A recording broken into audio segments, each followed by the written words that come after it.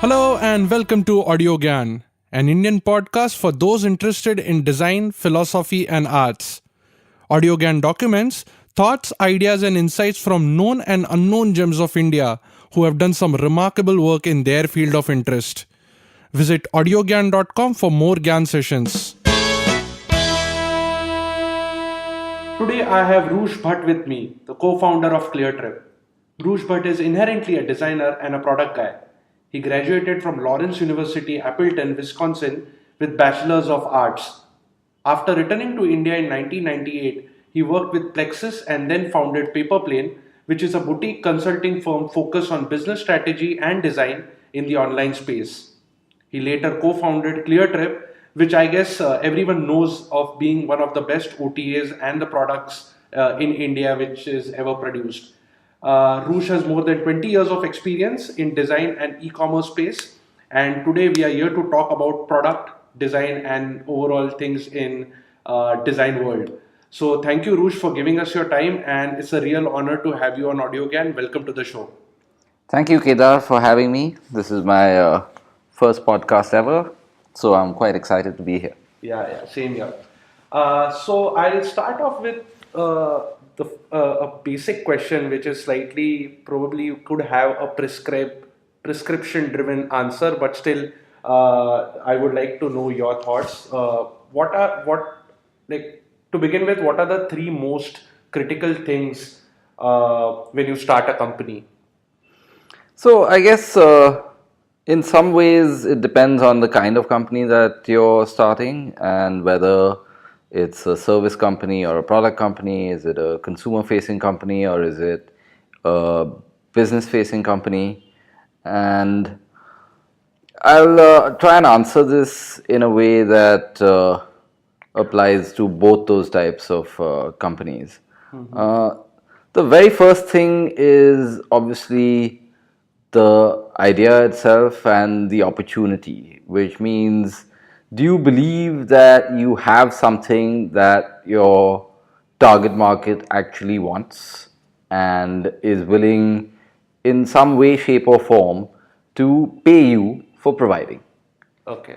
And within that itself, there's a lot of different things to consider, right? One, let's say you were starting something that's a consumer-facing product company. One of the things to consider would be, this is all in terms of evaluating the overall opportunity. So one of the things to consider there would be, how much traction can this product get? Okay. And of course, that's how you evaluate the answer to that question is a matter of the margin that's built into your product. If you have an extremely high margin product, then you don't really need a lot of traction. But if you have a very low margin product or a zero margin product that's actually going to be monetized in some other way, then you really need to be able to scale, to have a product that scales in terms of its usage really quickly. So you need to evaluate what is the traction that your product is capable of achieving. And the second is kind of a difficult one to gauge, but it's how obvious is the utility and the usage of your product to people.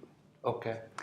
And there are some products that manage to break out even though they're not obvious at all. A Twitter, for example, who would have thought that this is something people want to do? But once people did it, they got it. But there's actually, I think the company still struggles to explain to people, why do you want Twitter? So it's not a very obvious product. But the more obvious your product can be, the better it is. There is the depth and the width of the market opportunity for your product.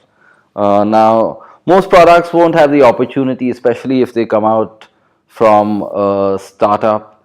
They won't have the opportunity to be very deep or very broad on day one. Correct. But you still need to know that this is how deep you can go, this is how broad you can go.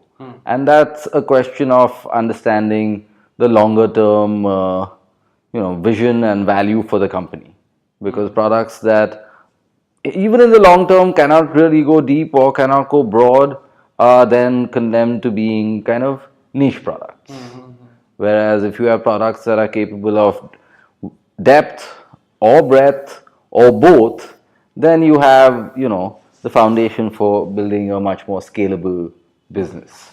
So those are some of the things in the whole evaluation of your idea and the market opportunity Sorry, to here consider. the depth and the breadth, is there any function of it that if it's deeper, it's better, or if it's wider, it's better? Are there any things to be evaluated on those lines as well? I think that's a hard question to answer in a generic way. Because if you look at a company like Amazon or any of the large horizontal e-commerce players today, for instance, they've all become very broad, and that's a very good thing. Flipkart and Amazon both started out selling books. Now they sell pretty much everything, and that's an example of getting broader. But Amazon's also gotten much deeper. So whether that be their recipe, essentially their playbook of taking all of the infrastructure and plumbing that they built for their own internal use and then turning that into a business by renting it out to other people, whether that's AWS, whether that's their warehousing, whether that's their logistics, their payment capabilities, this, that, and the other. So the sweet spot is that you can be both. The Googles, the Amazons, etc. But there's very few of those spots in the world. But that's kind of where a lot of multi-billion-dollar businesses get built. Correct. So, that's the first part of evaluating, starting a company is the idea and the market opportunity itself. That's that's the first thing you evaluate. Yeah. Then the second thing is, and I've learned this, I won't say the hard way, but I just now understand that choosing your co founders and evaluating whether, as a founding team, you will be able to stick together for the long run and stay aligned and want the same things out of the business, out of this journey, out of the end outcomes that you hope you'll achieve. It's really something that I think a lot of people overlook, especially if they are much younger and don't have experience in previously starting something and seeing how some of these things play out over time. But I think choosing whether you have the right co-founders, whether you need co-founders, understanding all of those things is very important. Because in my experience, it's always great to have the co-founders, because there's very little of great significance that any one person can achieve by themselves, unless they're an artist or a writer or one of those fields. And even those guys have teams helping them, whether they're publishers, whether they're galleries, etc. So it's very important to, one, understand yourself and know what your strengths and weaknesses are, and who then do you need around you to complement your strengths and weaknesses.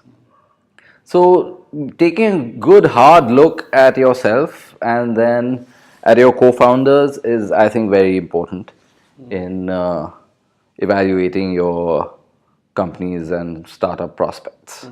And I think the third one is a very personal evaluation. One, and it has two axes according to me. It's, do you how personally compelling do you find the idea that you're going after? Are you a market for it yourself?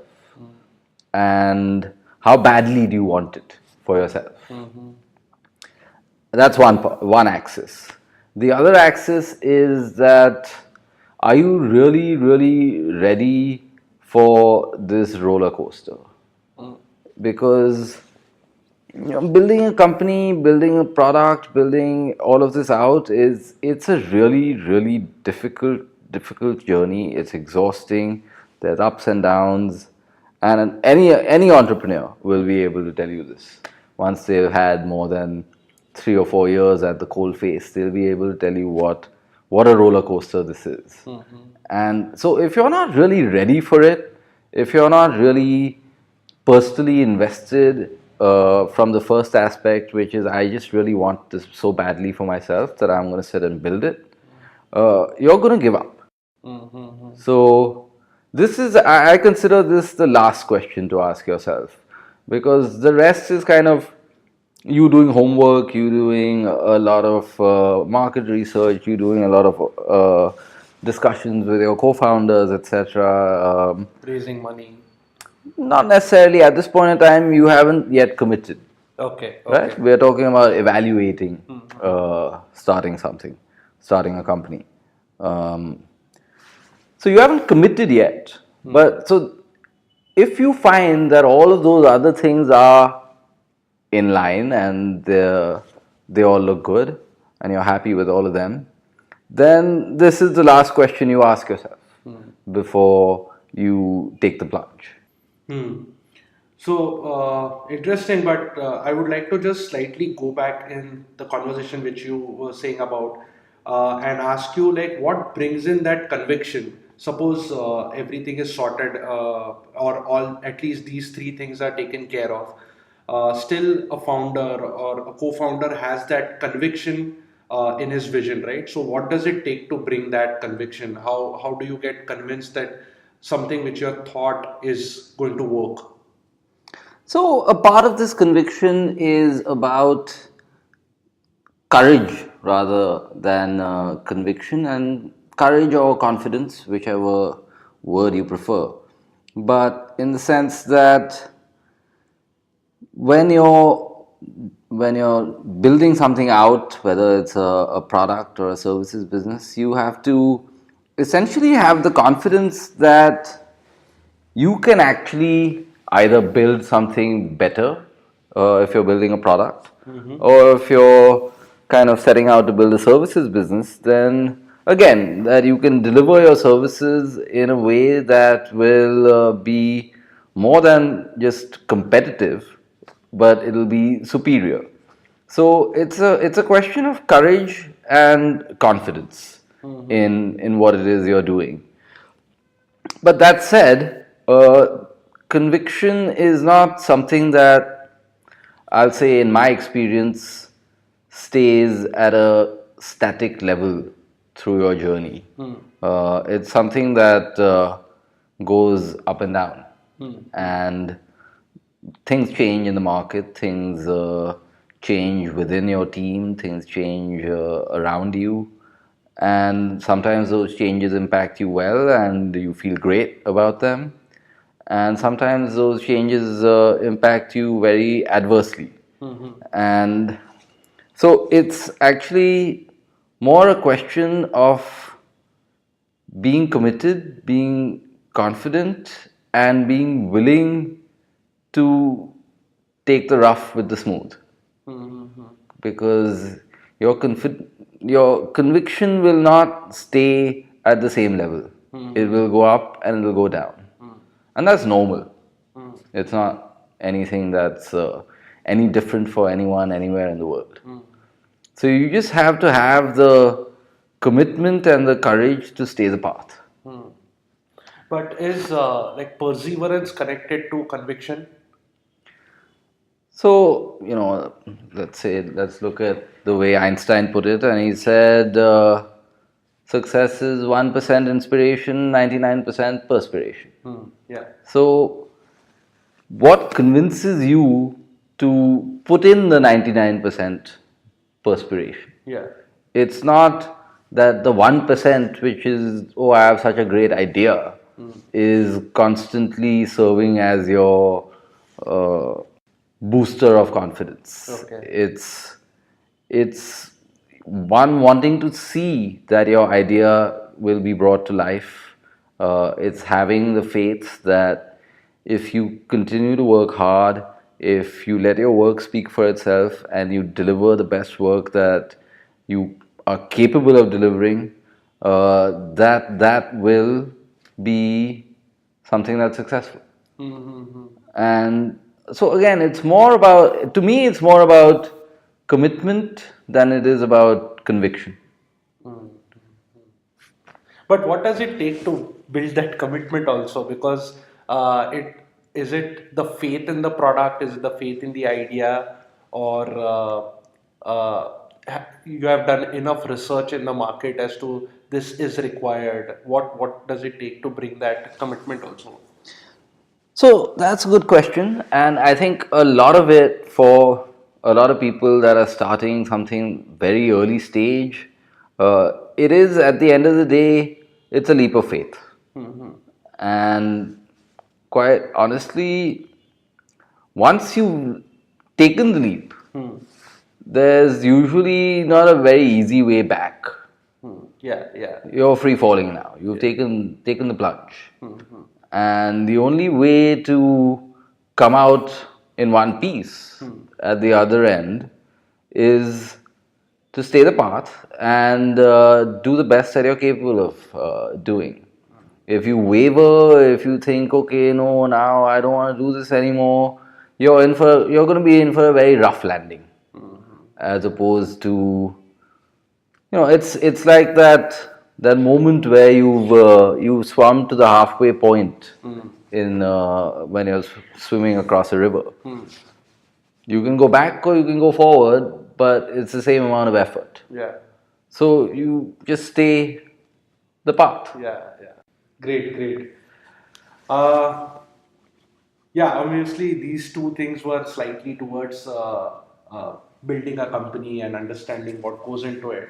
The next thing which I want to ask you is you have been a designer for a very long time. So, what's the importance of a design culture in a company? Like, how does a culture which is inclined towards design, which is the case, which was the case in Cleartrip, like what's the importance? Like, how does design help in the company? Having a design culture help the company? So I think the answer to that depends on the manner in which the company defines design.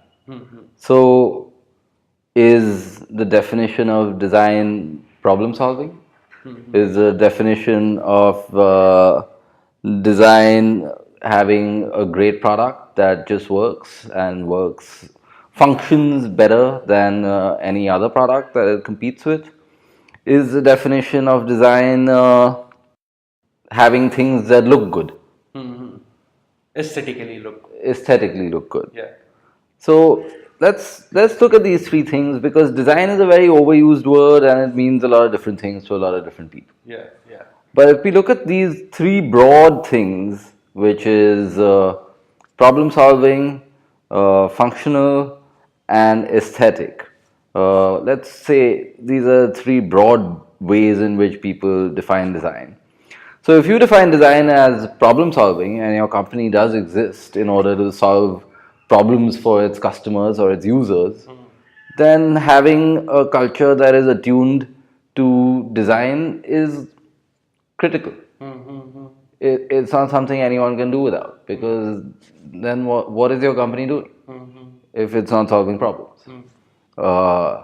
If you define design as having great functional capabilities in your product that like kick the crap out of the competition, then again it's critical, because if your product can't compete in the market against everything that it competes with, then again, what is your company doing?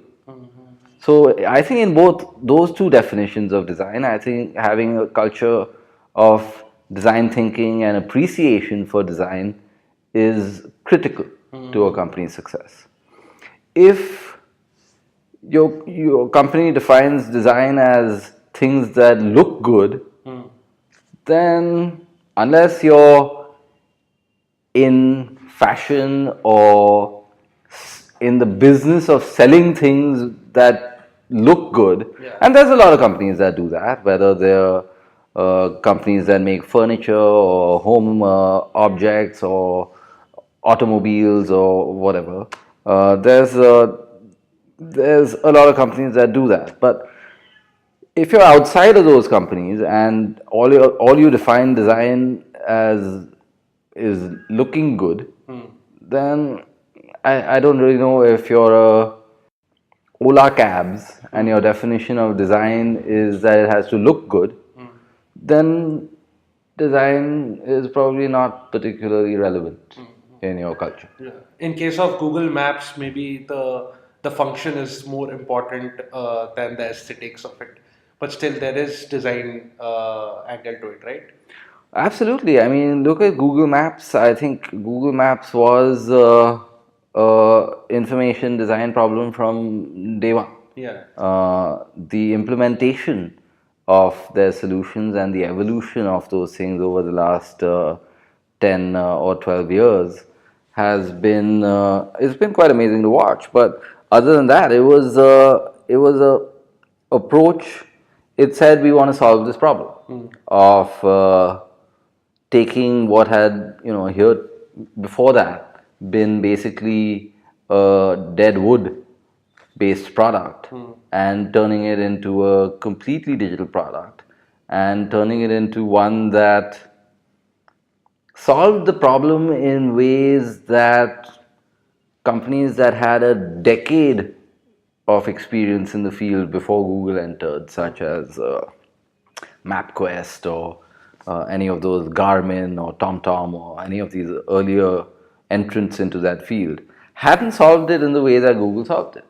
Whether it was the first version of Google Maps, which was one of the very first Ajax-based products to hit the market. So the user experience of Google Maps solved the problem that users expect a map to solve for them in such a dramatically more functional and more elegant way than anything else. I mean, the next thing which I want to ask you is like, how do you take these product decisions? Because if it's a design-driven culture, then like what does it take to take some product decisions? Like, I mean, are there any parameters to take certain decisions based on the strength of design culture you have in your company? So again, let me now just treat like the definition of design as my definition of design, which is that you're here to solve problems for your users, your customers, Yeah. whichever one, whichever word you want to use.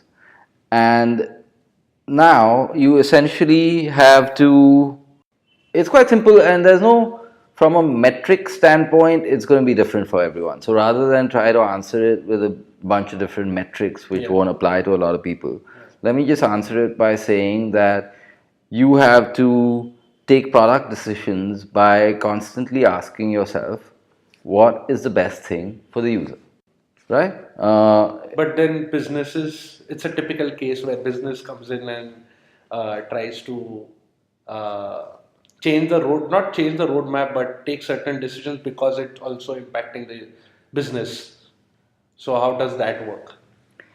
So if you look at someone that's probably on every entrepreneur's wall of inspiration, Jeff Bezos, his long-standing view has been that what is good for our customers is aligned with the long-term interests of the business. So and he's one of the few tech CEOs out there today that has a consistent track record of taking decisions based on a long-term horizon rather than taking decisions based on this quarter's results, this year's results, this week's numbers. And you look at Amazon's market cap today, I don't think anyone needs to debate whether his approach is the right one. At least for that one company, in today's day and age, it's proved to be exactly right. And so, if your leadership team has the patience and the ability to think long term and to take decisions for the long term health of the company, for the long term success of the company, you'll find that you take the decisions that are best for your user. Obviously, there's a lot more to talk overall, and I would like to hear more ideas and thoughts from you. But given the time, I'll just conclude with one last question. How do you design for impact? I mean, this question has slight a background. Like there are certain products which are built for certain things. Like for example, Snapchat is like a lifestyle product, whereas WhatsApp is more towards solving a particular problem. And so, in that context, like, are there any things to be understood and ventured into which can help in bringing some impact in the society, but it is led by design? So again, to me, it goes back to the user, and it goes back to. Actually, let me step back here for a second. And there's two ways in which you can deliver impact: incremental, or for lack of a better word, radical. Right? So the radical impact is when you say, I'm going to take a big risk and I'm going to do something big, and I'm going to hope it has a big impact. And the incremental is to say, I'm going to make a few small tweaks here and there to seek what they call the local maximum. Right? Like you've already defined your product, it's doing a like reasonably good job of what it's supposed to be doing, and you want to see if you can take this little bit and make it perform that little bit better. So that's continual iteration, continual testing, and that's delivering impact in small measures. But it's probably lower risk, it's probably more predictable. So that's one way of delivering impact through design. And the other way is to do something big. That's riskier, that's going to be more expensive for your organization because it's going to involve investing more resources and time into doing whatever it is you think is going to deliver this big impact. But it goes back at the end of the day, the bigger impact items, the riskier items, the non incremental impact goes back to thinking about your user and saying, what are her biggest problems? What are we doing about those problems? Because if you're not doing something about those problems when that's what your company is supposed to be doing for your user, then what is your company doing?